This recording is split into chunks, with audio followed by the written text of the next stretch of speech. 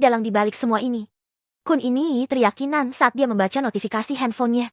Itu 20 triliun dan belikan ibumu rumah yang layak. Meskipun nantinya kamu ikut aku, tapi bahagiakan dulu kedua orang tuamu.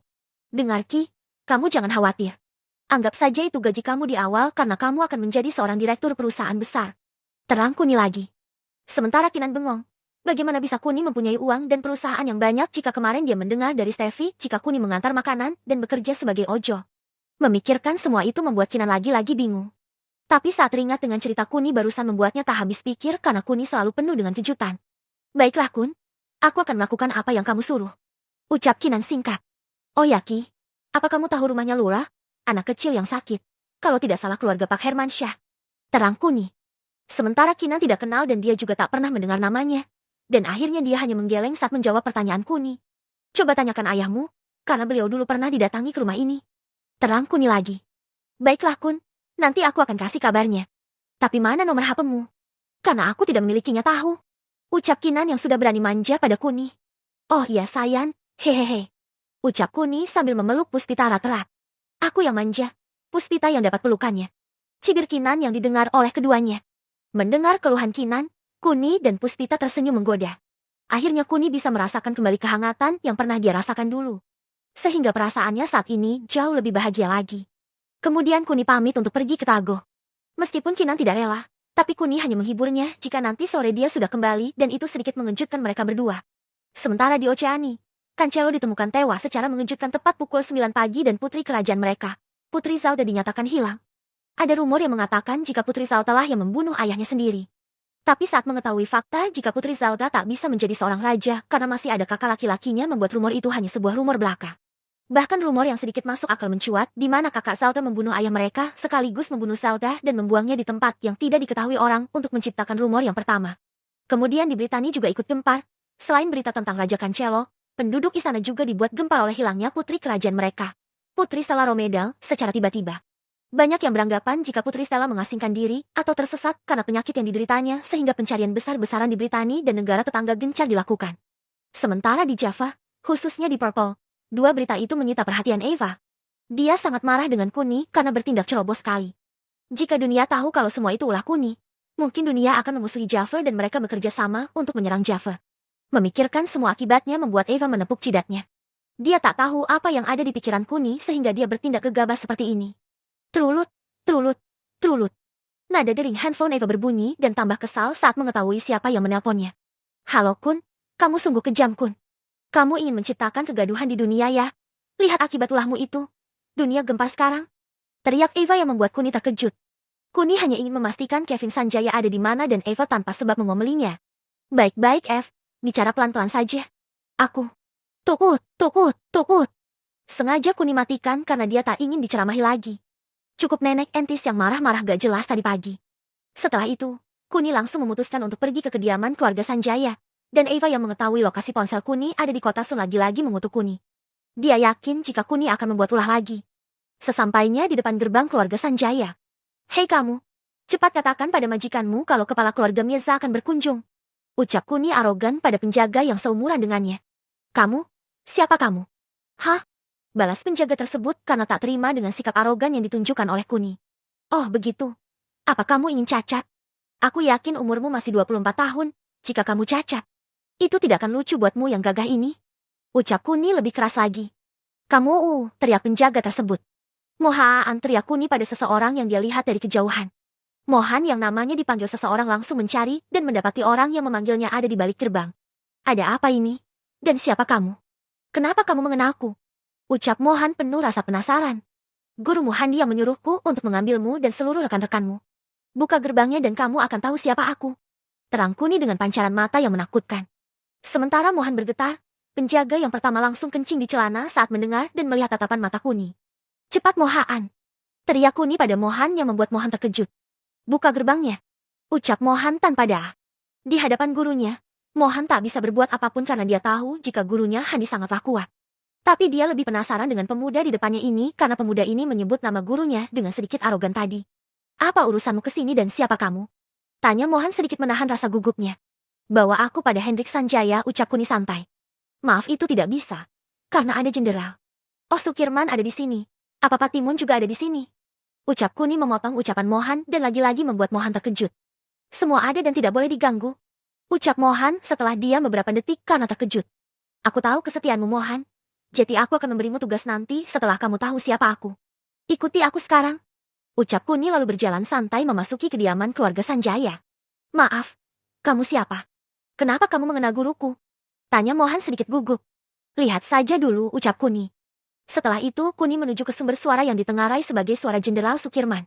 Dari percakapan sekilas terdengar jika Jenderal Sukirman sedang menjelaskan semua fenomena yang terjadi.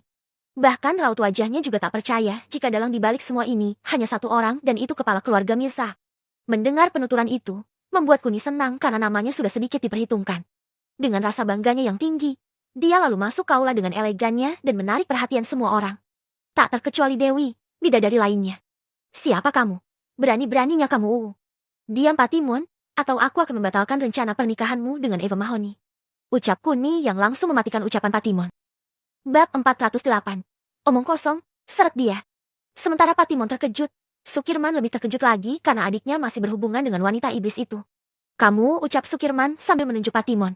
Kakak, aku tidak kenal dia. Apa kakak percaya padanya? Ucap Patimon mencoba membela dirinya. Eva bekerja untukku sekarang dan kamu menyangkalnya. Aku akan membatalkannya karena kamu sendiri yang tidak mau. Ucap Kuni santai dan lebih mengejutkan lagi. Kamu? Apa yang kamu bicarakan? Mana mungkin Eva ku bekerja? Ucapan Patimon berhenti karena dia keceplosan tadi. Patimon, kamu dibebas tugaskan. Ucap Sukirman sambil mengambil topi kebanggaan seorang prajurit. Sementara Mohan tertegun, hanya beberapa patah kata saja sudah membuat perpecahan. Sungguh manusia yang sangat kejam. Siapa kamu? Ada keperluan apa kamu ke sini? Tanya Hendrik Sanjaya. Mohan, kenapa kamu membiarkannya dia masuk? Timpal Kevin Sanjaya yang mengeluh pada Mohan. Hendrik Sanjaya, kepala keluarga Sanjaya, memiliki istri seorang bidadari bernama Violita. Kedua anak yang ada di sebelahmu itu, Kevin dan Dewi memang lahir dari rahim Violita. Tapi apakah kamu yakin itu akibat dari benihmu? Ucap Kuni sedikit mendramatisir yang membuat semua orang terkejut. Semua orang tanpa terkecuali dan itu yang diinginkan oleh Kuni. Omong kosong macam apa ini? Mohan seret dia. Teriak Hendrik. Mohan, kamu diam saja. Jangan bergerak selangkah pun. Ucap Kuni yang langsung membuat Mohan ketakutan. Seolah-olah apa yang dikatakan Kuni dapat mengancam nyawanya. Mohaan, teriak Hendrik lebih keras lagi saat melihat Mohan tak bergerak. Jangan teriak-teriak Hendrik. Tanya jenderalmu sendiri yang sekarang ada di depanmu ini. Siapa ayah biologis Dewi? Ucap Kuni sambil menunjuk Sukirman. Sementara semua orang langsung menatap Sukirman. Sedangkan Sukirman sendiri terkejut. Dia tak kenal dengan pemuda yang ada di depannya, tapi perkataannya seolah-olah adalah sebuah kebenaran. Jenderal Sukirman, tak bisakah Anda jujur pada sahabat Anda sendiri siapa ayah biologis Dewi? Ucap Kuni lagi karena melihat reaksi Jenderal Sukirman yang diam 1000 bahasa. Apa? Apa yang kamu katakan? Bukankah dia ayahku? Ucap Dewi yang ingin memastikannya sendiri. Ikutlah denganku. Kamu akan mengetahuinya. Ucap Kuni lembut yang membuat Dewi terkejut. Seolah-olah dia bisa merasakan jika pemuda di depannya ini sengaja untuk menjemputnya. Siapa kamu? Kenapa aku merasa kamu tahu segalanya? Ucap Dewi lagi yang semakin penasaran dengan Kuni. Aku adalah kepala keluarga Mirza, baik Kuni Mirza. Orang yang sedang kalian perbincangkan tadi. Ucap Kuni yang langsung menyambar telinga semua orang. Itu tidak mungkin kamu. Ucap Hendrik tak percaya. Dengar, aku kesini karena 3 tujuan. Yang pertama menjemput bidadariku, menjemput pengawal setiaku dan mengutarakan sebuah kebenaran di keluarga Sanjaya. Bahwa Kevin Sanjaya yang selama ini kamu bangga-banggakan bukanlah darah dagingmu. Dia anak kepala pelayanmu Hengki dan Dewi. Kamu tidak harus tahu siapa ayahnya, karena dia bukan lagi bagian dari keluargamu. Dengar Hendrik, sejak lahir kamu sudah mandul dan itu adalah faktanya. Terang Kuni panjang lebar yang membuat telinga semua orang yang mendengarnya berdengung tak karuan. Mohan, kamu dan Patimon pergilah ke rumahku, di kota Purple. Ucap Kuni lagi yang langsung memecah keheningan. Ajaklah sebanyak yang kamu bisa dan janjikan kehidupan yang jauh lebih baik daripada di sini, terang Kuni lagi. Sementara Mohan masih bingung. Hendrik yang sudah sadar dari rasa terkejutnya langsung mengambil pistol yang ada di bawah tempat duduknya dan langsung mengarahkan pistol tersebut pada kepala Kuni. Tanpa berucap ataupun mengancam, Hendrik langsung melepaskan tembakannya karena dia sudah muak dengan kebohongan Kuni. Duor, suara tembakan telah dilepaskan itu sedikit mengejutkan Dewi yang ada di samping Hendrik. Hanya saja, semua orang lebih terkejut lagi saat mengetahui jika peluru yang dilepaskan dan mengarah ke Kuni itu terhenti di tengah udara. Kamu bisa melepaskan ribuan peluru ke arahku dan hasilnya tetap sama. Tapi sekali saja kamu mengarahkan ke keluargaku, maka hanya kematian yang akan kau terima sebagai balasannya. Ucap Kuni datar dan itu mampu membuat semua orang yang mendengarnya ketakutan. Hanya satu orang yang merasa kagum dengan apa yang dia lihat dan itu adalah Dewi. Sudah dijelaskan sebelumnya jika Dewi adalah wanita yang suka dengan orang kuat untuk memuaskan obsesinya. Obsesi yang ditanamkan oleh ibunya Violeta dengan cerita-cerita tentang Leo Hadijayandaru. Dan kesempatan itu datang tak kalah saat melihat Kuni yang begitu tampan dan Mecho datang ke rumahnya dengan membawa kekuatan yang di luar nalar manusia biasa. Tidak ada yang bisa menolak pesona Kuni, bahkan seorang wanita yang dijuluki oleh iblis sekalipun. Kemudian Kuni ingin beranjak pergi tapi dicegah oleh Dewi. Tunggu, ucap Dewi. Apa yang kamu lakukan? Aku menunggumu. Kemarilah. Ucap Kuni kembali lembut. Sementara Dewi yang mendengar ucapan Kuni langsung bergegas ke arah Kuni. Dia sudah tak memedulikan Hendrik dan keluarga Sanjaya karena hatinya lebih memilih Kuni, pemuda yang dia cari-cari selama ini. Setelah itu, Dewi menggandeng lengan Kuni dan mereka pergi dengan santainya. Sementara Mohan dan Patimon masih berdiam diri, mereka tak tahu apa yang terjadi dan apa yang harus mereka lakukan selanjutnya. Meskipun mereka sudah mendapat perintah dari Kuni, tapi bagi mereka siapa Kuni? Mereka tahu Kuni sangatlah kuat. Tapi Kuni tak punya hak untuk memberi mereka perintah karena mereka bekerja untuk keluarga Sanjaya. Memikirkan semua itu membuat Mohan dilema. Sementara Patimon yang ingin pergi takut dicegah oleh kakaknya sehingga dia memilih untuk tetap berdiam diri dan mencoba mengamankan dirinya. Pergilah. Untuk apa kamu berdiam diri di sini? Ucap Sukirman pada adiknya. Tapi kakak. Ucap Patimon. Pergi. Kamu bukan prajurit lagi. Teriak Sukirman pada Patimon yang membuat Patimon lalu pergi meninggalkan aula tersebut. Suasana aula menjadi mencekam setelah Patimon pergi. Hendrik menatap tajam ke arah pelayannya Hengki tanpa berkedip. Sementara Kuni yang sudah berjalan sedikit jauh langsung membuka portal teleportasinya di depan Dewi dan ini membuat Dewi sangat terkejut dibuatnya. Hanya saja, yang lebih mengejutkan lagi saat Kuni membawa Dewi di rumahnya sendiri di kelas super perumahan Silver Lake. Ini, apa ini serius di kota Purple? Tanya Dewi penasaran. Benar, dan ini rahasia. Apa kamu mengerti? Ucap Kuni santai. Oh oke. Asalkan kamu menceritakan padaku siapa ayahku. Ucap Dewi sambil bermanja dengan Kuni. Kamu jangan khawatir. Aku akan menceritakan semuanya saat waktunya tepat. Terang Kuni pada Dewi. Tepat, kapan itu? Dan lagi aku merasa seperti kita pernah bertemu sebelumnya. Ucap Dewi sedikit menggoda Kuni. Bab 409, antara aku padanya. Tepat, kapan itu? Dan lagi aku merasa seperti kita pernah bertemu sebelumnya. Ucap Dewi sedikit menggoda Kuni. Dengar Dewi Sayan, setelah semua masalahku selesai, aku akan menceritakan semuanya padamu. Sekarang biarkan aku pergi, karena aku akan menjemput bidadariku yang lain. Terang Kuni yang membuat Dewi terkejut lagi. Bidadari yang lainnya. Apa menurutmu kamu pantas akan hal itu? Ucap Dewi sedikit meragukan Kuni. Kuni hanya tersenyum lalu memasuki portal teleportasinya dan langsung berada di belakang hotel yang rencananya tempat dia menginap. Meskipun dia tidak akan menginap dan pulang setelah membeli bahan batu gioknya. Sementara di tempat lain, di kediaman rumah keluarga Raka, Bagas Raka tercengang setelah mengetahui sebuah informasi penting dari informannya. Dia terkejut saat dalang dibalik semua ini adalah seorang pemuda yang umurnya bisa dikatakan hampir sama dengan kedua putri kembarnya. Bahkan informannya tanpa sengaja mengetahui foto dari pemuda tersebut. Meskipun hanya foto yang ada di kota Blue, tapi itu sudah cukup membuktikan jika dalang dari semua itu sangatlah mengerikan. Bagaimana bisa ada satu orang yang berada di dua tempat yang hanya selisih sekitar 30 menit? Sedangkan jarak antara tempat 1 dan tempat 2 membutuhkan waktu sekitar 1 jam naik pesawat dan 7 jam naik mobil. Memikirkan semua itu membuat Bagas sedikit linglung. Dipikir pakai logika seperti, apapun tetap tak bisa menggambarkan betapa tidak masuk akalnya ini. Siapa tadi nama pemuda ini? Tanya Bagas pada informannya. Baik Kuni Mirza Tuan, saya sudah bertanya pada lebih dari 20 saksi dan hasilnya sama. Terang informan tersebut. Baik Kuni Mirza, baik Kuni Mirza. Akan aku ingat nama itu, kalian juga harus mengingatnya. Jangan sampai kalian menyinggungnya. Terang Bagas pada kedua putri kembarnya dan mendapat anggukan dari semuanya. Lalu, apa yang akan dilakukan oleh keluarga Wibowo dan Sutrisno? Apa mereka akan membalas dendam? Tanya Bagas lagi. Maaf Tuan, untuk Seno Wibowo dan putranya sepertinya sembunyi karena Nona Sheila dicap sebagai mata-mata sekarang. Sedangkan untuk keluarga Sutrisno sepertinya itu mustahil. Karena Bakti Sutrisno dikabarkan meninggal dan kedua putrinya dibawa oleh Baikuni Mirza. Terang informan lagi. Apa? Ucap Bagas lebih terkejut lagi. Baiklah, baiklah. Apa ada informasi baru lainnya? Ucap Bagas sedikit santai setelah dia sadar dari rasa terkejutnya. Untuk di negara Java sendiri sudah Tuan. Tapi saya mendengar Raja Oceani mati dan putrinya menghilang. Sedang di negara Britania hanya putri raja yang tiba-tiba menghilang. Terang Indorman tersebut. Oh itu. Aku sudah lihat di artikel tadi. Kamu boleh pergi dan jangan lupa. Jika ada informasi baru mengenai keluarga Mirza cepat kabari aku. Lewat telepon tidak apa-apa. Terang Bagas yang mendapat anggukan dari informannya. Setelah itu informannya pergi dan Bagas sedang memikirkan semua yang telah terjadi. Dia tak habis pikir saat mengetahui jika dalang dibalik semua ini adalah pemuda dari keluarga Mirza.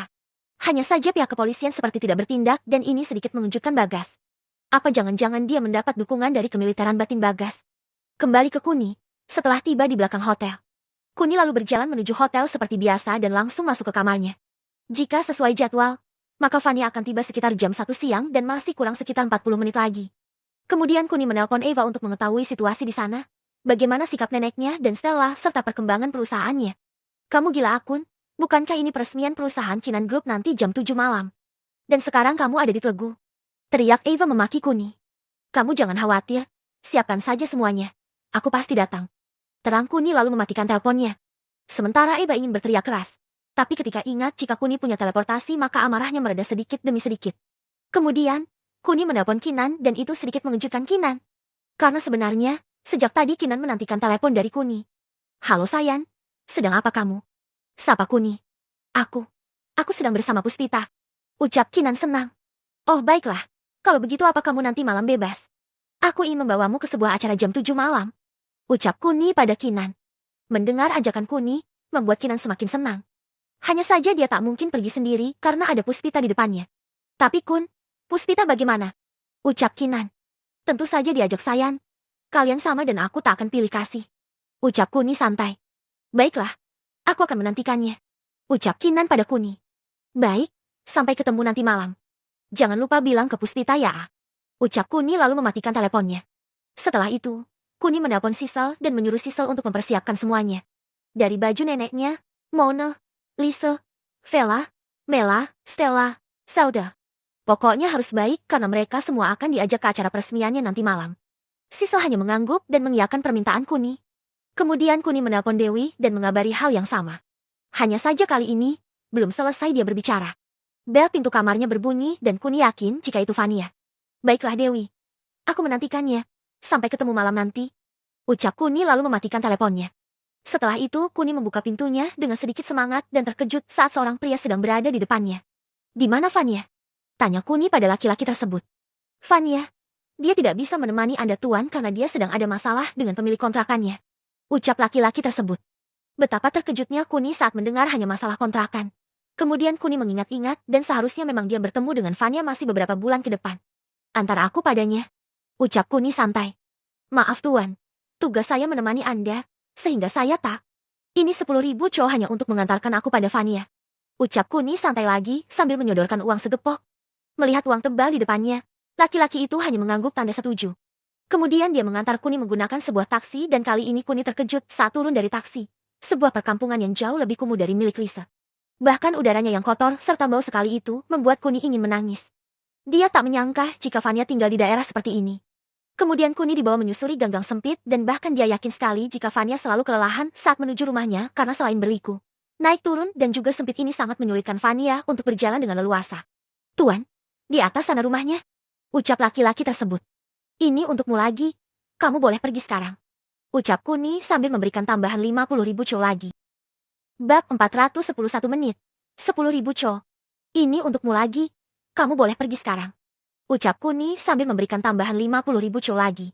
Sementara laki-laki tersebut makin senang. Hanya mengantar Kuni sekali saja sudah mendapat 60.000 co. Gajinya selama setengah tahun. Kemudian, Kuni berjalan mendekat ke arah pintu dan dengan samar-samar mendengar suara tangis.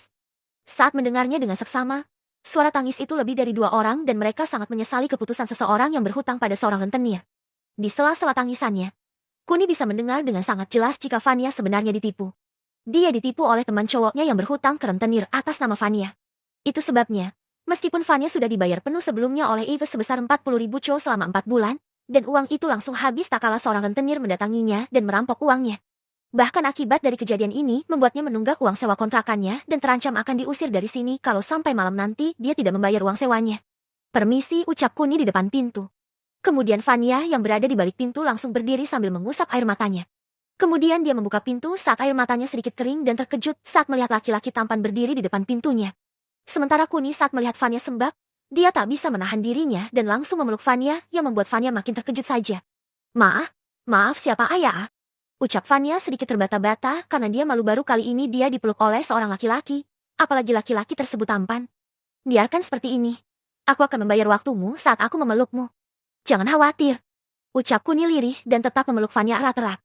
Sementara Fania, Dari wajah yang awalnya putih sedikit pucat karena menangis, kini berubah menjadi kemerahan seperti orang makan sambal. Panas dan gerah. Apalagi tetangganya ada yang melihat dan itu makin membuatnya tak enak hati. Kuni tetap memeluk Fania. Kedua orang tua Fania hanya bisa saling pandang. Mereka jelas tahu sifat anak mereka yang sulit sekali mendapat jodoh. Jangankan dipeluk. Kemarin ada yang menggandeng tangan anaknya dan besoknya Fania terkena tipu. Sekarang laki-laki di depannya malah memeluknya. Apakah besok Fania akan tertipu lebih banyak lagi? Memikirkan semua itu membuat sang ayah sedikit cemas. Apalagi dari segi wajahnya yang jelas terlihat tidak berasal dari Tlago. Dehem sang ayah yang membuat Fania makin merasa bersalah. Tuan, maaf. Bisa tolong lepaskan saya? Pinta Fania pada Kuni. Biarkan aku memelukmu, 1 menit pelukan 10.000 cho. Apa itu masih kurang untukmu? Ucap Kuni tetap dengan posisinya. Sementara Fania terkejut. Dia tak kenal dengan laki-laki di depannya ini. Tapi laki-laki di depannya ini berbicara seolah-olah dia mengenalnya. Bahkan dia sendiri yang menawarkan 1 menit pelukan 10.000 cho. Itu gajinya selama 2-3 bulan kerja dan hanya senilai pelukan selama 1 menit. Siapa yang akan percaya itu, batin Fania? Tuan, maaf. Saya merasa tidak enak, Tuan. Ucap Fania lagi. Sementara Kuni mengerti, dia lalu melepas pelukan Fania dan langsung melihat arlojinya. Itu tadi 5 menit lebih 20 detik. Ini ambillah bayaranmu. Ucap Kuni sambil menyodorkan uang pada Fania. Sementara Fania yang melihat uang gepokan di depannya merasa tak percaya. Dia lalu mengingat laki-laki yang menipunya hanya dengan pegangan tangan saja. Dia berpikir jika hanya pegangan tangan saja dia sudah tertipu, lalu yang ini apa? Dia dipeluk selama 5 menit dan mendapat uang segepok. Tuan maaf, aku tidak bisa menerimanya. Aku masih ingin hidup dan aku masih sayang nyawaku. Ucap Fania karena dia tahu mungkin yang diinginkan laki-laki di depannya adalah nyawanya. Sementara Kuni terkejut sesaat lalu tersenyum. Dia tak menyangka jika jalan pikiran Fania masih sama seperti dulu. Bodoh. Ambillah. Aku tidak meminta nyawamu. Tapi aku memintamu menjadi istriku. Ucap Kuni yang didengar oleh kedua orang tua Fania dan Fania itu sendiri dan tentunya mengejutkan mereka. Maaf Tuan. Aku tidak mengenalmu dan berhenti bercanda. Cepat pergi dari sini. Ucap Fania sedikit keras karena dia sudah lelah dipermainkan. Fania Horven, hari ini adalah jadwalmu memanduku dan kamu tidak datang. Apa kamu ingin dipecat dari agensi tour and travel? Ucap Kuni lantang dan mengingatkan Fania. Sementara Fania terkejut, dia memang mendapat tugas itu. Tapi karena ada insiden di rumahnya sehingga dia izin cuti sehari. Tuan, jadi Anda orang penting itu? Ucap Fania tak percaya. Kuni hanya mengangguk tanpa berkata. Tapi Tuan, bukankah temanku yang menggantikanku memandu Anda? Terang Fania lagi. Aku hanya ingin kamu yang memanduku. Selain kamu, aku tidak mau. Ucap Kuni santai. Sementara Fania terkejut. Dia tak tahu harus berkata apa. Karena dia sedang ada masalah saat ini sehingga dia tak mungkin bisa memandu Kuni. Kenapa diam? Ucap Kuni pada Fania. Maafkan aku Tuan. Aku benar-benar tak bisa menemanimu hari ini. Ucap Fania. Memangnya ada apa? Tanya Kuni. Aku sedang menemani orang tuaku Tuan. Kami akan beres-beres karena kami mau pindah hari ini. Terang Fania. Mendengar ucapan Fania, Kuni sebenarnya sedih sekali. Hanya saja dia teringat kasusnya dengan Kinan jika terlalu terburu-buru. Baiklah begini saja, aku akan membantu kalian. Tapi dengan satu syarat, selain baju yang ada di badan kalian. Kalian tidak boleh membawa barang apapun. Terang Kuni yang membuat mereka bertiga sedikit bingung. Tuan, apa maksud Anda? Ucap Fania. Sudahlah, ayo Bu, Ayah. Kita keluar dulu dari sini. Kita akan mencari rumah yang lainnya yang pantas untuk kalian tinggali. Ucap Kuni sambil menyeret kedua orang tua Fania. Hei, siapa kamu? Jangan ikut campur masalah rumah tangga kami. Ucap ayah Fania sedikit tidak senang dengan sikap Kuni. Percayalah ayah, aku bisa mengadukan Fania ke tempat kerjaannya dan dia bisa dipecat. Lebih baik kalian semua menurut saja, daripada nantinya hidup kalian makin susah. Ancam Kuni sedikit kejam. Sementara ayah Fania langsung diam. Sedang Fania tertunduk karena dia sangat mengeluh akan nasibnya yang selalu tertindas ini. Baiklah, ayo cepat. Ucap Kuni yang berada di belakang sendiri. Kemudian mereka pergi dari daerah kumuh itu sekitar 10 menit jalan kaki dan itu sangat-sangat melelahkan untuk Fania yang ada di depan serta kedua orang tua Fania yang sudah tua itu. Setelah keluar, mereka menaiki 2 taksi, yang mana Kuni dengan Fania dan kedua orang tua Fania di taksi yang lainnya. Bab 411. Nak, mari kita pergi dari sini. Setelah keluar, mereka menaiki 2 taksi, yang mana Kuni dengan Fania dan kedua orang tua Fania di taksi yang lainnya. Tuan, kita mau kemana? Tanya Fania yang penasaran. Tentu saja kita akan membeli rumah untuk mereka. Terang Kuni. Sementara Fania yang mendengarnya terkejut. Membeli rumah, untuk membayar kontrakan saja dia kebingungan. Apalagi sekarang membeli rumah. Tuan, aku tidak punya uang sama sekali. Bagaimana bisa Anda berkata dengan mudahnya membeli rumah? Terang Fania pada Kuni. Kamu bisa membayarnya dengan tubuhmu. Kamu bisa menjadi istriku. Ucap Kuni yang sengaja memakai Java agar sopir taksinya tidak mengerti dengan apa yang dibicarakan oleh mereka berdua. Sementara Vanya terkejut saat Kuni berkata dengan bahasa Java bahwa dia ingin menjadikannya sebagai istri. Kamu jangan khawatir Vanya. Aku sungguh-sungguh mencintaimu. Apakah menurutmu aku orang jahat? Tanya Kuni dengan memakai perasaannya. Sementara Vanya lebih terkejut lagi. Bukankah ini pertemuan pertama mereka? Bagaimana bisa laki-laki ini mencintainya? Tuan, tak bisakah Anda serius sedikit? Aku sadar tubuhku gemuk. Tapi aku punya hati. Tak bisakah Anda berhenti main-main denganku? Ucap Vanya dengan perasaan yang kalut. Terlihat dengan sangat jelas air mata yang sudah menggenang di kelopak matanya. Yang menandakan jika Vanya sudah sering mengalami kekecewaan. Bahkan dia sudah lelah dengan semua orang yang mempermainkan perasaannya. Dengar Vanya, aku sangat mencintaimu. Meskipun ini pertemuan pertama kita, tapi aku merasa jika kita pernah bertemu sebelumnya. Dan lagi aku serius mengatakannya kalau aku sangat mencintaimu. Ucap Kuni yang sedikit menggetarkan hati Vanya. Tapi Tuan, ucap Vanya, aku menerima semuanya. Tubuhmu, hatimu, perasaanmu, dan juga sikapmu. Bagiku tidak ada wanita yang lebih baik darimu. Terang Kuni lagi. Tuan, sudah sampai. Ucap sopir taksi tersebut memotong momen romantis yang sengaja diciptakan oleh Kuni. Pak, bolehkah aku bertanya? Menurut Anda, bagaimana penampilan wanita di sampingku ini? Tanya Kuni keras pada sopir taksi tersebut. Tuan, apa yang Anda katakan? Dia cantik meskipun gemuk. Hanya saja di negara ini wanita seperti dirinya sedikit sulit mendapatkan jodoh karena masih banyak yang lebih sempurna darinya. Ucap sopir taksi tersebut jujur sekali. Oh oke. Meskipun bukan itu jawaban yang aku mau. Tapi aku akan meluruskan satu hal padamu. Seorang wanita akan terlihat cantik sesuai dengan selera laki-lakinya. Dan bagiku dia sempurna sekali. Ucap Kuni tegas dan lugas dan itu membuat Vanya sangat terharu. Baru kali ini dia merasakan rasanya dibelah. Meskipun Kuni adalah laki-laki yang baru pertama kali dia temui. Setelah itu Kuni memberi masing-masing sopir taksi itu 3.000 tro dan membuat mata kedua sopir itu melotot tak percaya. Tuan, ini terlalu banyak. Ucap sopir taksi tersebut. Bagiku itu hanya uang kecil. Sama sepertimu yang melihat dirinya kurang sempurna. Ucap Kuni sambil tersenyum. Sementara sopir taksi tersebut tertegun, dia tak menyangka jika dia mendapat pelajaran yang sangat berharga sekarang. Tuan, tolong maafkan aku. Aku akan mengingat pelajaran dari Anda ini. Ucap sopir taksi tersebut. Tidak masalah dan jangan diambil hati. Aku bertanya karena aku benar-benar menyukainya sehingga aku sedikit tak rela jika ada yang menghinanya. Dan Anda adalah orang jujur, Pak. Anda berani berkata sesuai dengan apa yang Anda lihat dan uang itu pantas Anda dapatkan. Saya akan lebih tidak suka jika Anda menyanjungnya agar membuat hati kami senang. Itu tandanya Anda berbohong pada kami. Terang Kuni. Mendengar penjelasan Kuni, sopir taksi itu hanya mengangguk tanda setuju. Hanya saja dia sangat kagum dengan Kuni yang tidak ingin disanjung. Setelah itu, Kuni bertanya pada seorang satpam tentang kantor marketing perumahan tersebut. Sementara kedua orang tua Vanya dan Vanya sendiri sangat terkejut. Mereka jelas tahu jika ini adalah perumahan elit yang memiliki semua yang dicari. Mall mini, minimarket, pasar modern, lapangan olahraga kolam renang pribadi dan umum serta fasilitas umum lainnya. Permainan dan hiburan lengkap serta pelayanan yang sangat baik. Bahkan harga satu unit rumah kelas C adalah sebesar 1 juta tro dan kisaran 10 miliar rupiah dan kelas utamanya sekitar 25 juta tro, 250 miliar rupiah. Vanya, apa yang dia lakukan? Kenapa dia membawa kita kemari? Tanya ayah Vanya. Aku juga tidak tahu ayah, ucap Vanya singkat. Vanya, ayo sini. Teriak Kuni.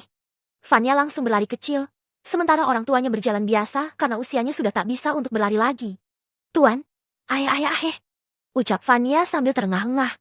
Setelah itu, mereka berjalan ke arah kantor pemasaran dan disambut baik oleh seorang wanita cantik. Bisa dikatakan kecantikannya sama dengan Kinan dan itu membuat Vanya sedikit minder. Tuan, apa ada yang bisa saya bantu? Ucap wanita tersebut sopan sekali. Sementara di belakang kerumunan, Kuni bisa mendengar dengan sangat jelas jika mereka diremehkan. Ayah ibu, kalian silahkan pilih mau rumah yang mana. Untuk masalah uang jangan khawatir, aku yang akan membayarnya. Ucap Kuni santai yang membuat mereka bertiga terkejut. Tuan, bukankah ini berlebihan? Mistik Vanya. Untukmu, apapun akan kulakukan. Ucap Kuni dengan bahasa Javanya. Sementara Vanya tersipu malu. Orang tua Vanya masih berpikir apakah ini nyata. Tuan, mau pilih yang mana? Ucap SPG tersebut pada ayah Vanya. Apa rekomendasi yang bagus darimu? Bisa tunjukkan? Ucap Kuni yang tahu jika orang tua Vanya tak bisa memilih. Oh kalau itu, yang ini tuan, cocok ditinggali untuk 4 orang. Masih ada 2 kamar pelayan? Ucap wanita tersebut. Bagaimana ayah? Apa kamu suka? Tanya Kuni. Berapa harganya yang ini? Tanya ayah Vanya. Ini 15 juta tro tuan. Sudah lengkap semuanya. terang SPG tersebut. Sementara kedua orang tua Vanya terkejut dan hampir pingsan saat mendengar 15 juta co.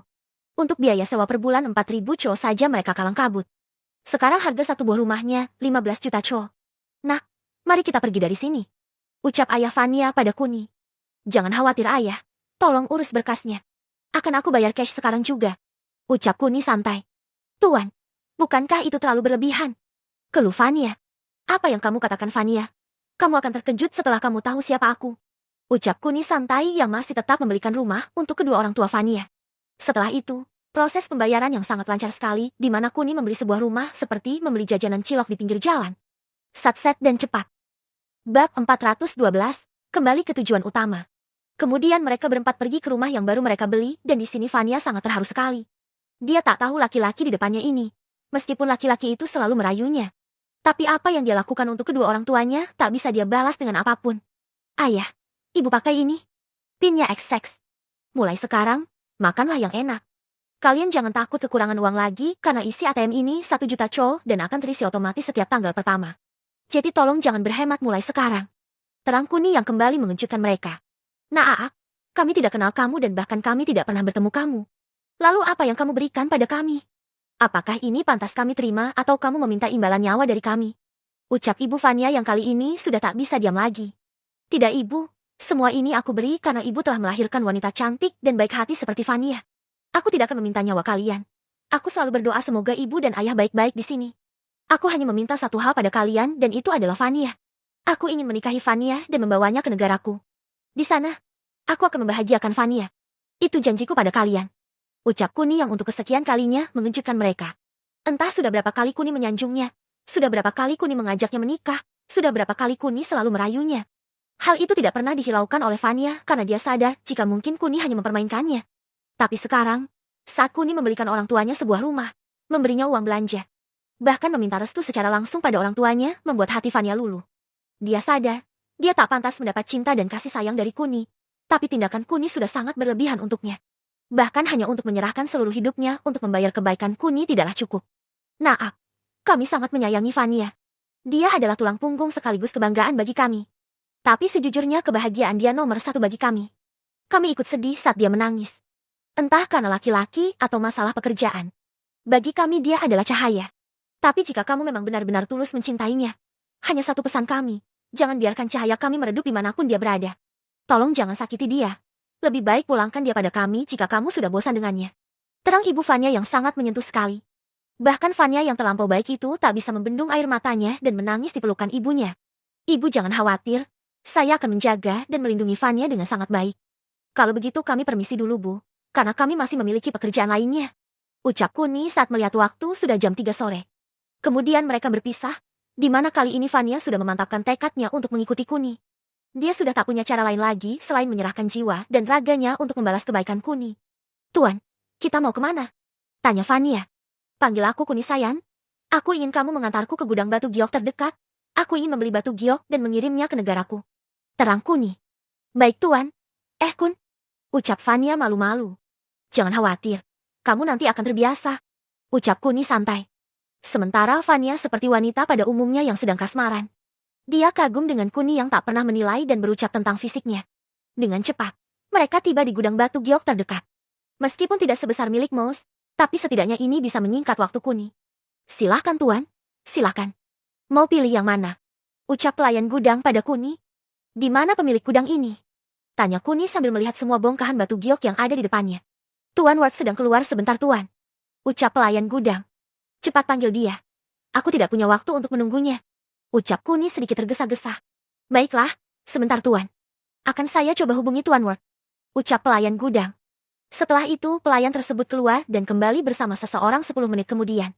Tuan, beliau adalah Tuan Ward. Ucap pelayan gudang sopan. Salam kenal Tuan Ward. Saya Bai Kuni Mirza. Saya perwakilan dari perusahaan giok keluarga Hartanto di negara Java. Apa Anda pernah mendengar perusahaan tersebut? Ucap Kuni santai. Sebentar Tuan Mirza, apa Anda bisa ikut saya? Saya akan mengeceknya di berkas penjualan kami. Ucap Ward karena dia yakin pernah mendengar nama itu. Baiklah, ucap Kuni singkat. Setelah itu, mereka pergi ke depan komputer dan Ward memakai komputernya untuk melihat jejak rekam penjualan gudangnya. Kemudian dia mengetik nama perusahaan keluarga Hartanto dan ada jejak rekamnya. Tepatnya 10 tahun yang lalu dan itu menjadi yang pertama dan terakhir. Apalagi saat melihat biaya yang dihabiskan terlampau kecil membuat Ward sedikit kecewa. Tuan Mirza, ada dan hanya satu kali. Hanya saja biaya yang kalian habiskan sangat kecil sekali. Ucap Ward terang-terangan. Jangan khawatir, aku akan memilih sekarang dan tolong catat. Ucap Kuni lalu mulai mendikte asisten Ward. Kemudian Kuni memilih dengan brutal. Dia berbicara tanpa henti dan itu membuat asisten Ward dan Vanya yang berada di belakangnya terkejut. Dia memilih batu giok atau sedang memilih baju batin Vanya yang sangat heran sekali. Sementara Kuni fokus, hampir selama 15 menit dia berucap dan memilih. Hanya batu kualitas tinggi dan langka yang dipilih oleh Kuni dan jumlahnya juga sangat menakjubkan. Meskipun tempatnya sedikit kecil, tapi kualitas batu yang ada di sini banyak sekali. Contohnya saja batu kualitas baik. Ada sekitar 500 buah ke atas tapi tidak Kuni pilih. Kuni memilih 237 batu giok kualitas tinggi dan 56 batu giok kualitas langka. Jika ditaksir dengan mata dewanya, maka harga dasar 297 batu giok tersebut berkisar 100 sampai 120 kuadriliun. Jauh melebihi apa yang ada di gudang milik Mouse. Sementara Ward terkejut saat Kuni memilih batu tersebut tanpa penerangan senter. Hanya menunjuk dan langsung dicatat, dan itu pertama kalinya dalam hidupnya menemui orang seperti Kuni. Tuan Ward, cepat katakan berapa total harga semua batunya. Ucap Kuni setelah melirik waktu hampir jam 4. Kemudian Ward menghitung semuanya dan terkejut dengan total fantastisnya. Dia tak yakin jika Kuni mampu membayarnya karena mengingat jejak rekam terakhirnya yang hanya menghabiskan 10 juta troll. Kenapa Tuan Ward? Tanya Kuni saat melihat raut wajah terkejut dari Ward. Oh begini Tuan Mirza, total semuanya sekitar 2,1 miliar troll. Ucap Ward sedikit ditekan. Mendengar 2,1 miliar troll, Vanya membuka matanya lebar-lebar. Bahkan asisten Ward juga tak menyangka akan sebanyak itu karena ini baru pertama kalinya dia mengetahui ada yang belanja melebihi 500 juta troll. Bab 413, membelikan baju Vanya. Pakai ATM ini, kontan. Ucap Kuni yang kembali mengejutkan telinga semua orang. Dengan tangan sedikit gemetar, asisten Ward menerima kartu ATM Kuni untuk diserahkan pada Ward. Tuan Mirza, apa Anda yakin? Ucap Ward pada Kuni. Aku yakin, di ATM itu ada lebih dari 10 miliar troll. Ucap Kuni santai setelah mengingat sejenak. Sementara mereka kembali terkejut saat mendengar ucapan Kuni. Kemudian Ward menggeseknya dan Kuni memasukkan PIN-nya. Setelah bunyi transaksi berhasil mampu mengejutkan semua orang lagi. Hei kamu, berapa nomor rekeningmu? Ucap Kuni pada asisten Ward yang membantunya sejak awal pelayan gudang. Tuan, untuk apa? Ucap asisten Ward. Sudah, mana? Cepat sebutkan. Ucap Kuni. Setelah itu, Kuni memberinya 1 juta troll dan membuat asisten tersebut senang bukan main. Kemudian Kuni pergi menuju hotelnya bersama Vanya sebelum kembali ke Java. Di dalam taksi, Vanya yang masih penasaran seberapa kaya Kuni tidak bisa berhenti bergerak. Dia sangat penasaran ingin menanyakannya. Tapi dia tak tahu harus mengawalinya dari mana. Ada apa sayang? Kenapa kamu tidak bisa diam? Ucap Kuni pada Vanya dengan bahasa Javanya. Tidak ada. Ucap Vanya gugup sekali. Katakan, apa kamu tidak ingin mengikutiku? Ucap Kuni. Tidak begitu. Hanya saja aku penasaran dengan jumlah uang yang ada di kartu ATM itu. Tadi apa betul ada 10 miliar troll sebelumnya? Tanya Vanya. Oh itu, aku berbohong. Ucap Kuni santai. Sementara Vanya yang awalnya penasaran kini lega karena ternyata itu semua hanya kebohongan Kuni saja. Tapi kok sampai bisa membayarnya? Memangnya ada berapa? Tanya Vanya. Sebenarnya ada sekitar 500 miliar troll sayang. Ucap Kuni santai. Sementara Vanya yang kembali dikejutkan oleh Kuni tak bisa berkata-kata. Awalnya dia mengira jika Kuni hanya memiliki 3-4 miliar troll. Tapi apa yang diucapkan Kuni tentang 500 miliar troll? 50 kali lebih banyak dari yang disebutkan oleh Kuni pertama kali. Kenapa dengan wajahmu sayang? Tanya Kuni yang keheranan. Oh tidak, tapi apakah itu uang semua? Ucap Vanya sedikit gugup. Kamu suka bercanda Vanya. Lambat laun kamu juga akan terbiasa. Ucap Kuni santai lalu teringat sesuatu. Pak, bisakah antar kami ke butik yang paling bagus dekat sini?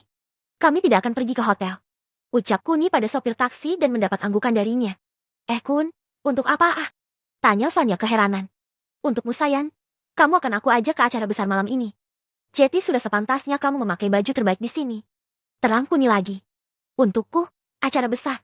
Ucap Vanya tidak mengerti. Kamu akan tahu nanti. Ucap Kuni santai. Setelah 5 menit, mereka tiba di sebuah butik yang menurut Kuni lumayan bagus. Sementara Vanya terbengong saat melihat keluar jendela. Bukankah butik ini milik artis terkenal? Pasti mahal batin Vanya. Sayang, keluarlah. Ucap Kuni yang masih mendapati Vanya termenung. Setelah keluar, Kuni langsung menggandeng Vanya masuk ke dalam butik dan reaksi hampir sama saat membeli rumah tadi. Orang dengan penjualan paling sedikit dan juga orang baru yang melayani mereka. Selamat sore Tuan. Apa ada yang bisa aku bantu? Ucap pegawai butik tersebut sopan. Lihatlah kekasihku. Apakah ada baju terbaik untuknya? Keluarkan jika ada. Ucap Kuni santai. Kemudian pegawai tersebut berpikir sebentar dan teringat beberapa baju. Tunggu sebentar tuan. Silahkan Anda tunggu di ruang tunggu. Ucap pegawai tersebut sambil menunjuk sebuah ruangan lalu pergi. Sementara Kuni dan Vania memilih duduk di luar karena Kuni tadi mendengar hinaan orang tentang fisik Vania. Meskipun berbisik-bisik, tapi Kuni bisa mendengarnya dengan sangat jelas.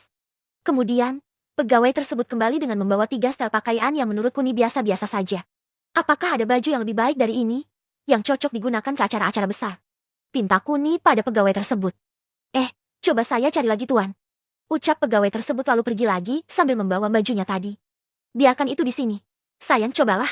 Ucap Kuni pada Vania yang membuat Vania tersipu malu lagi. Dasar. Bilang saja gak mampu bayar. Pakai minta baju terbaik. Cibir wanita parubaya dengan temannya yang jelas didengar oleh Kuni. Sementara Vania mencoba kembali baju tersebut satu persatu dan dia suka. Dia suka sekali karena selain pas, bahannya dingin dan tidak membuatnya kegerahan dengan cepat. Bagaimana sayang?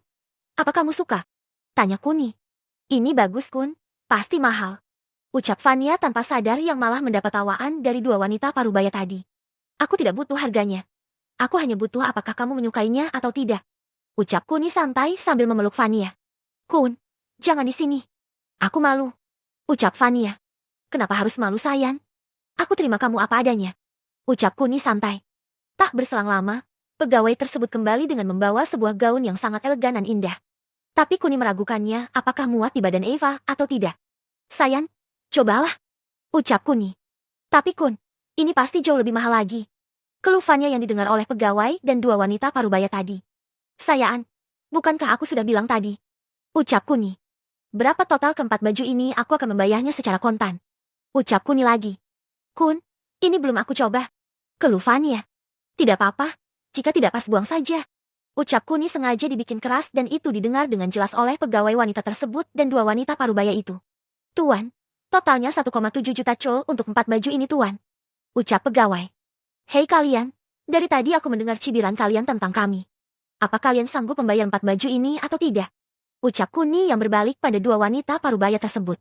Epi, apa yang kamu katakan? Kamu yang membeli dan kami yang harus bayar. Ucap wanita tersebut sedikit gugup.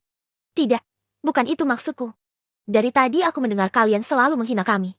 Sekarang katakan, sudah berapa banyak yang kalian beli dan sudah menghabiskan berapa juta chol? Atau kalian kesini hanya melihat-lihat untuk memotivasi hidup kalian? Bahkan kalian lebih miskin dariku. Tapi gaya serta ucapan kalian seolah-olah lebih kaya dariku. Sungguh miris sekali. Ucap Kuni lantang sekali yang membuat semua orang yang mendengarnya menatap padanya. Sementara kedua wanita tersebut tertunduk dan tak berselang lama keluar dengan raut wajah yang penuh malu. Kun, kenapa kamu mengoloknya? Padahal mereka tidak berbicara apapun pada kita. Ucap Vania yang sedikit tidak suka dengan sikap Kuni. Mereka mengataimu kudanil miskin yang hanya bisa merepotkan pegawai butik. Apa kamu bisa terima itu? Ucap Kuni pada Vania. Bab 414, menjemput Kinan. Mereka mengataimu kudanil miskin yang hanya bisa merepotkan pegawai butik. Apa kamu bisa terima itu? Ucap Kuni pada Vania. Tapi itu tidak mungkin. Karena aku tak mendengar apapun. Bantah Vania. Bagaimana kamu bisa dengar? Jika telinga dan hatimu sudah dipenuhi rasa cinta dariku. Ucap Kuni yang membuat Vania makin berbunga-bunga. Tuan.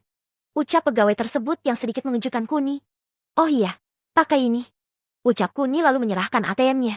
Kun, bukankah ini berlebihan? Hanya sebuah baju saja dan harganya mencapai jutaan. Keluh Vania. Bukankah sudah aku bilang, kamu akan terbiasa? Ucap Kuni. Tuan, pinnya. Ucap pegawai tersebut. Kemudian, transaksi berjalan dengan sangat lancar dan Vania masih saja tak percaya jika dirinya membeli baju seharga rumah.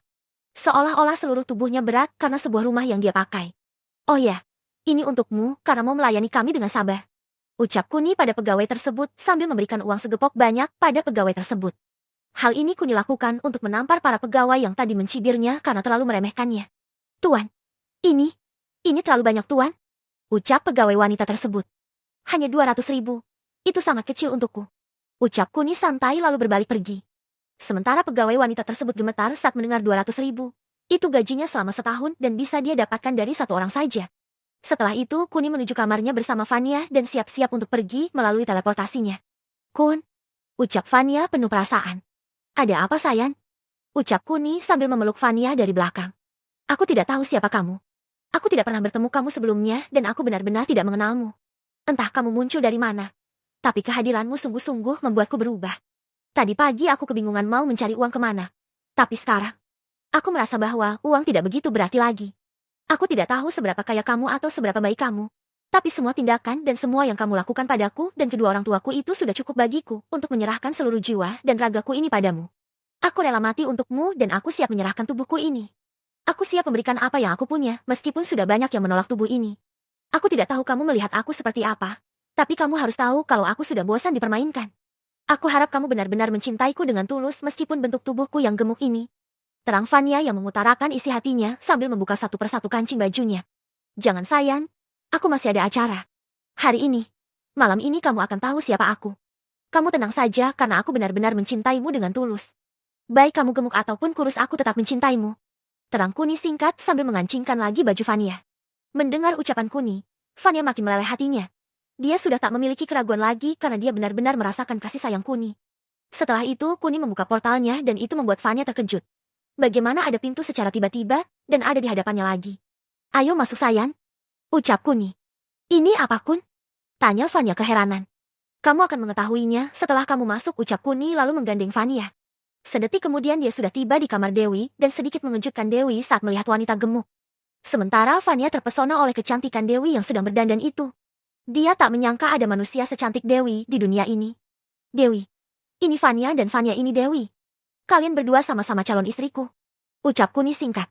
Sementara Dewi hanya tersenyum. Vanya justru tertunduk karena minder. Bagaimana bisa dia disandingkan dengan calon istri Kuni yang lain jika calon istri Kuni secantik Dewi?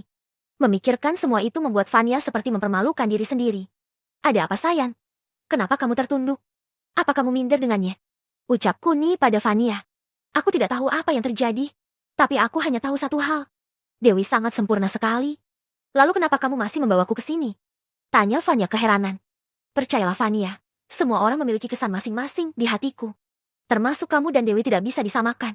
Dewi sangat cantik sempurna. Tapi kamu sangat seksi bagiku. Bagiku kalian memiliki keunggulan masing-masing dan itu yang membuat aku menyukai kalian. Mulai sekarang percaya dirilah. Kamu adalah bagian dari keluarga Mirza sekarang. Jadi tidak ada yang boleh meremehkan keluarga Mirza. Tunjukkan pada mereka jika kita adalah keluarga nomor pertama. Terang Kuni sambil mengecup bibir Vanya. Sementara Vanya terkejut, Dewi lebih terkejut lagi. Kuni yang dia kagumi malah berciuman dengan wanita yang secara fisik lebih baik darinya. Itu menandakan jika Kuni tidak melihat fisik kami. Tapi Kuni melihat hati kami. Baiklah Du, tolong kamu bantu Vanya. Aku akan pergi sebentar. Ucap Kuni lalu menuju garasi Dewi. Setelah itu dia memilih mobil dan melajukan mobilnya ke arah rumah Kinan. Sesampainya di sana, Kinan terkejut karena Kuni muncul jam ke-6. Apalagi janjinya bilang jam 7 sehingga dia sangat terkejut karena belum persiapan sama sekali. Sedangkan Kuni lebih terkejut lagi saat melihat Steffi yang sedang duduk bersama Kinan. Kun, ini? Tanya Kinan. Tidak apa-apa Ki, nanti tetap jam 7 kurang kita ke sana. Ucap Kuni. Baiklah, aku siap-siap dulu. Ucap Kinan lalu pergi. Sementara Steffi terus saja memperhatikan Kuni. Dia tak tahu kenapa Kinan menelponnya tadi. Tapi saat Kinan berkata jika akan ada Kuni maka dia bergegas cepat-cepat ke rumah Kinan. Hei, sapa Steffi pada Kuni. Hems, ucap Kuni singkat. Oh cuek sekali. Ucap Steffi. Lalu, apa yang kamu inginkan? Apa aku harus memanjakanmu? Ucap Kuni sedikit acuh. Tidak, tidak perlu. Aku hanya ingin mengucapkan terima kasih karena telah menolongku. Ucap Steffi tulus. Dia sangat mengagumi Kuni. Tapi sepertinya Kuni tidak mengharapkannya sehingga dia lebih baik mundur. Apalagi dia tahu jika Kuni lebih memilih Kinan dan kembarannya. Oh tidak masalah. Tapi untuk kedepannya lebih berhati-hati lagi karena kamu akan terlibat lebih banyak masalah lagi. Ucap Kuni yang sengaja menakut-nakuti Steffi. Apa? Benarkah? Kalau begitu aku mengharapkan bantuanmu untuk menyelamatkanku. Ucap Steffi yang sengaja menggoda Kuni.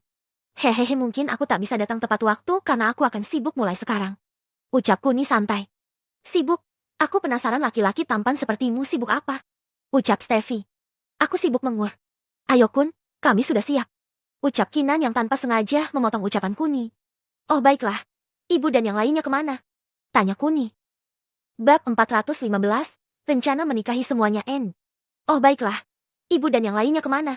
Tanya Kuni. Mereka sedang ke pasar malam, ucap Kinan singkat. Lalu rumahnya, apa kamu sudah membeli sayang? Ucap Kuni lagi yang sedikit terpesona dengan Kinan dan Puspita. Hanya saja di sini jelas terlihat jika Puspita sedikit kurus dibandingkan Kinan yang montok. Kamu tenang saja. Saya sudah membeli yang ukurannya sangat besar dan besok kita akan pindah ke sana. Terang Kinan lagi. Baiklah, ayo kita berangkat. Oh ya Steffi, apa kamu penasaran kesibukan apa yang aku maksud? Ikut aku. Ucap Kuni yang mendapat anggukan dari Steffi. Setelah itu, mereka pergi ke rumah Sisa. Masih ada 30 menit sebelum jam ke-7. Dan sebenarnya acara peresmiannya jam 9 dimulai. Hanya saja jam 7 sampai jam 9 adalah acara perkenalannya karena Kuni tidak memiliki kenalan sama sekali. Setelah itu, Kuni mengemudikan dengan sangat baik dan tiba di rumah Dewi terlebih dahulu untuk menjemput Dewi dan Fania. Kinan dan Puspita yang mengetahui foto Fania langsung terkejut karena foto dan orangnya berbeda. Sementara Dewi terkejut saat melihat Kinan dan yang lain.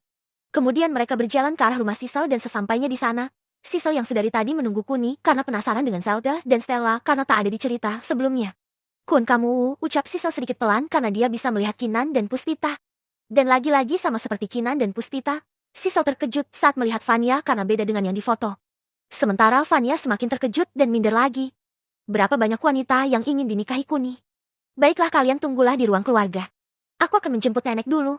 Ucap Kuni singkat. Setelah itu dia pergi ke kamar sang nenek yang jelas-jelas terlihat marah itu. Nenek, ayo ikut aku. Ucap Kuni. Tidak, aku mau sendiri saja. Ucap sang nenek. Malam ini akan aku jelaskan semuanya nenek. Aku mohon ikutlah. Ucap Kuni. Dengan sedikit malas, nenek Entis berdiri dan mengikuti langkah Kuni. Kemudian dia masuk dan terkejut saat melihat ada banyak sekali wanita yang sedang duduk di meja bunda dan menatap padanya. Ini tidak benar. Ucap Kuni singkat lalu mengatur tempat duduk mereka. Setelah selesai, Kuni lalu menarik nenek kembali dan menjelaskan semuanya. Nenek, dia adalah Kinan istri pertamaku. Dia yang sangat mirip dengan nenek semasa muda nenek. Dan dialah tameng bagiku ketika nenek memarahiku. Dia adalah cucu yang paling nenek sayangi. Dan ini adalah Sisal istri keduaku. Dia dan Kinan bahu-membahu membantu nenek dan menemani nenek. Sisal sama baiknya dengan Kinan dan nenek juga sangat menyukai Sisal. Dia adalah Dewi dan dia wanita yang sangat kejam dan baik. Dia kejam dan tak segan-segan untuk membunuh. Tapi dia membunuh para penjahat nenek. Nenek jangan khawatir sama Dewi karena dia sama baiknya dengan Kinan. Dia Puspita kembaran Kinan. Dia sering mengalami penyiksaan sehingga aku tak tega dan menikahinya. Dia sama baiknya dengan mereka semua. Dia Mona dan temannya Lisa. Mungkin nenek sudah tahu kalau Mona adalah sepupuku. Tapi dia aku nikahi karena aku kasihan dengannya yang diselingkuhi oleh mantan suaminya. Kalau kebaikannya jangan ditanya karena. Kun apa yang kamu bilang? Suamiku tidak mungkin selingkuh dariku. Ucap Mona yang tak setuju dengan statement Kuni. Lihatlah ini dan diamlah sebentar ucap Kuni sambil menunjukkan sebuah video yang ada di handphonenya. Dan ini Lisa nenek. Dia wanita yang sangat baik karena mampu menjaga kehormatannya. Dia lebih baik menganggur daripada harus menjual kehormatannya dan itu yang aku kagumi dari dia. Dan mereka kakak beradik Vela dan Mela. Mereka selalu mengalami nasib yang buruk karena selalu dikucilkan oleh keluarganya. Disiksa dan disiksa setiap hari membuat aku luluh dan menikahi mereka. Ini Fanya nenek, hadis tergemuk di sini. Dia berasal dari Telago dan dia hidup serba kekurangan. Meskipun begitu dia sangat baik dan juga mampu membuat hatiku nyaman sehingga aku juga menyukainya. Dia Stella, putri kerajaan Britani. Dia juga sangat baik dan dia mempunyai ingatan yang buruk. Aku tidak hanya bersimpati padanya. Tapi aku juga tersentuh oleh kebaikannya. Dan yang ini adalah Zelda, putri kerajaan Oceani. Bisa dikatakan pertemuan kita karena kecelakaan karena kami terikat oleh tradisi yang aneh. Nenek jelas tak bisa mengusirnya karena dia hanya bisa mati setelah aku tinggalkan. Selain dari Zelda, nenek boleh memilih siapa wanita yang harus aku nikahi dan tidak boleh aku nikahi. Tapi satu yang pasti dan harus nenek ketahui jika semua wanita di sini mengalami nasib yang malang. Meskipun begitu mereka tetap baik hati dan aku sangat menyukai mereka semua. Terang Kuni panjang sekali. Semua Kuni jelaskan secara rinci, hanya saja dia tetap tak menjelaskan masa lalunya pada sang nenek karena dia takut sang nenek syok dan tak bisa menerima kenyataannya. Lalu dia siapa? Ucap nenek Entis sembari menunjuk Steffi. Oh itu. Dia hanya pelengkap saja karena dia penasaran dengan kesibukanku. Ucap Kuni santai. Kuun, kamu? Teriak Kinan pada Kuni. Sementara Kuni terkejut. Bukankah Kinan tahu sendiri jika Steffi tidak ada di masa lalu? Baiklah Sayan, dia Steffi nek. Dia tergolong orang yang berada tapi mengalami nasib yang berbeda. Aku menyelamatkannya dan dia tergila-gila padaku. Makanya aku membawanya. Dia juga baik, meskipun sering pesan ojol tapi tidak pernah ngasih tip. Ucap Kuni sambil bercanda. Semuanya sudah aku jelaskan nek, sekarang terserah nenek. Nenek mau menerima mereka atau membuangnya aku tidak akan marah. Tapi aku akan sangat kasihan pada yang dibuang oleh nenek karena mungkin saja mereka akan merasa kehilangan orang tampan sepertiku. Ucap Kuni dengan pedenya. Pede sekali. Apa kamu yakin sanggup melayani kami semua? Ucap Dewi dengan gamblangnya. Sementara yang lain ada yang tersipu malu dan ada yang langsung menunduk saat mendengar ucapan Dewi. Hais, aku tidak tahu apa yang kamu maksud. Selama kamu bisa adil, Nenek tidak akan ikut campur. Ucap Nek Entis yang terlihat pasrah. Terima kasih Nek.